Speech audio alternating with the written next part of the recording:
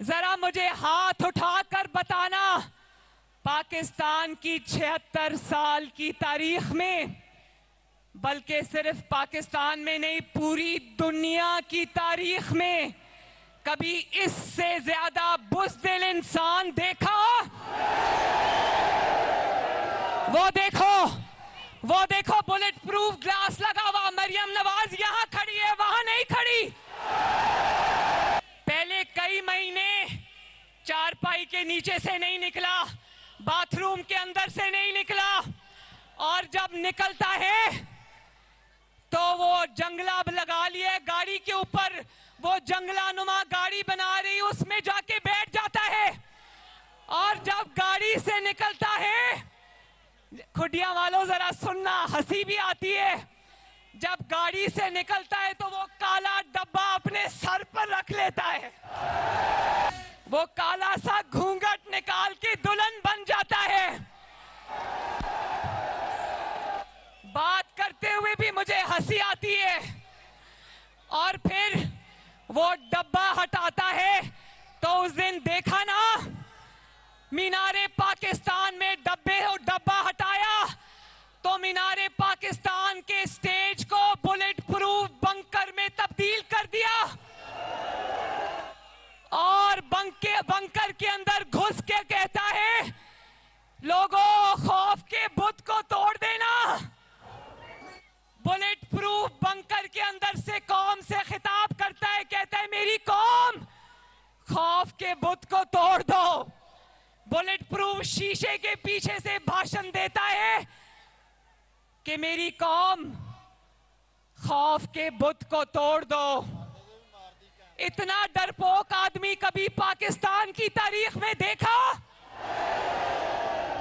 तो मरियम नवाज शरीफ ये पूछती है कि तुम्हारी जान कीमती है, तो वो जो माओ के बच्चे तुम्हारे सामने खड़े हैं, बहनों के भाई तुम्हारे सामने खड़े हैं, बच्चों के बाप तुम्हारे सामने खड़े हैं, क्या उनकी जान, तुम्हारी जान कीमती है, उनकी जान सस्ती है? खुडिया वालों, इसके अपने बच्चे लंदन में महफूज हैं, उनको कोई उंगली नहीं उठा सकता उनके ऊपर, उनको कोई तकलीफ नहीं है, वो महफूज हैं, और कौम के बच्चों को इसने सड़कों पे मार खाने के लिए छोड़ा है। शर्म आनी चाहिए तुम्हें। और ये बात याद रखना, खुदा ना खास्ता अगर मौका आया और आप पर कोई तकलीफ आनी हुई तो सबसे पहले आपकी बहन मरियम नवाज आपके सामने खड़ी होगी। और खुडिया वालों, उस दिन इसकी तकरीर एक हारे हुए शख्स की तकरीर थी।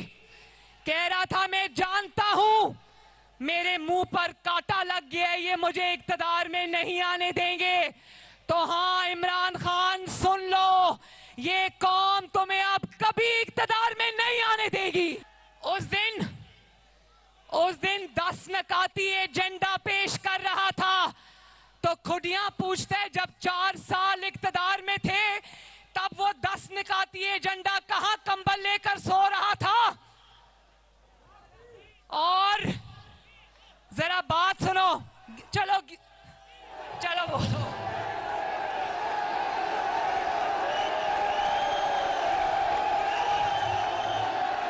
भाई मुझे अब समझ आई है कि जितना कसूर और खुडिया गीदड़ को पहचानता है कोई और नहीं पहचानता। और मैंने ये पहला शख्स देखा है जो रोज अपने कत्ल की नई कहानी गढ़ के सुनाता है।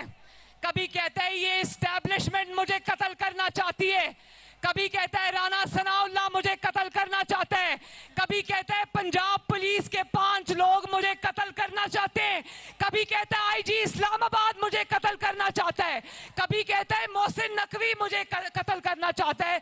तो भाई एक पासे खलो जा।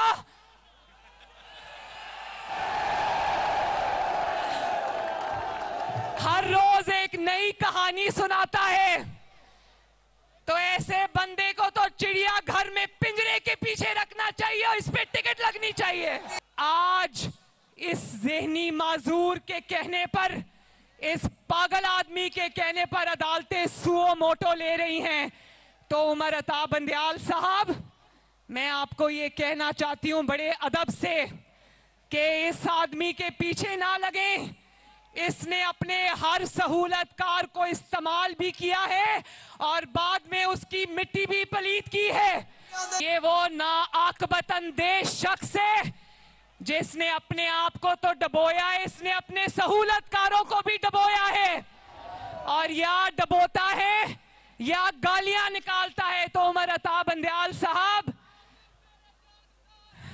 खुटियां वालों, इंशाल्लाह इलेक्शन होगा और मरियम नवाज शरीफ जमहूरी कारकुन है, जमहूरियत में यकीन रखती है, अवाम की ताकत पे यकीन रखती है, आपकी ताकत पे यकीन रखती है।